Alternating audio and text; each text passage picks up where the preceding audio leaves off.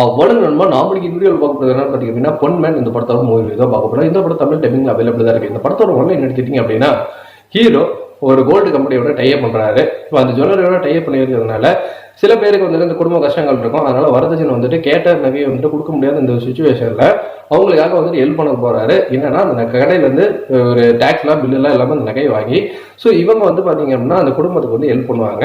அதாவது அக்ரிமெண்ட் போட்டுருவாங்க. மொய் பணம் வரும்போது அந்த நகைக்கான அமௌண்ட் என்னவோ, இப்போ ஒரு 10 சவரன் வாங்கியிருக்காங்க, ஒரு 6 லட்ச ரூபா வருது அப்படின்னா இந்த 6 லட்ச ரூபா மொய் பணம் வரும்போது வந்துட்டு இவங்களுக்கு செட்டில் பண்ணிடுவாங்க. இப்படிதான் இந்த வேலை பார்த்துட்டு இருக்காரு ஹீரோ. அப்படிதான் வந்து நிஜமோனுக்கு வந்துட்டு அவங்க கல்யாணத்துக்கு ஹெல்ப் பண்றாரு. அவர் ஒரு 20 சவரன் கொடுக்குறாரு. அப்படிங்கும்போது 10 சவரனுக்கான அமௌண்ட் வந்துட்டு மொய் பணமா கவர் ஆயிடுது. மீதி 10 சவரன் வந்துட்டு மொய் பணம் கிடையாது. இப்படி இருக்கிற சுச்சுவேஷன்ல என்னோட நகை 10 பவுன் கொடுத்துருங்க, நான் கிளம்புறேன் அப்படின்ட்டு இருக்கிறாரு.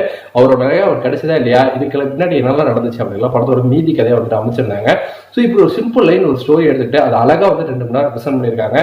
அந்த பேசில் ஜோசப் அவரோட கேரக்டர், அவங்க ஃபேமிலியில நிஜமோல் அவங்களோட அண்ணா அவங்க அம்மாவோட கேரக்டர், இவங்க எப்படி வந்துட்டு அந்த நகையை தரமாட்டேன்னு சொல்றாங்க, இது எப்படி போராடி வாங்குறாரு அப்படின்ட்டு, இப்படியாச்சும் அவங்க அந்த நகை கிடைச்சிடணும் அப்படின்ட்டு நம்மளோட அந்த எமோஷனா கனெக்ட் ஆனதும், இதுக்கு அப்புறம் நம்ம பேசில் ஜோசப் அவங்க ஃபேமிலியை காட்டினதும் இவனுமே வந்துட்டு பெரிய ஆள் கிடையாது அப்படின்னு சொல்லிட்டு ஒரு கட்டத்துக்கு மேல அவனுக்கு நடக்கக்கூடிய விஷயங்கள் இதுல இருந்து எப்படியாச்சும் அவன் எஸ்கேப் போகணும்.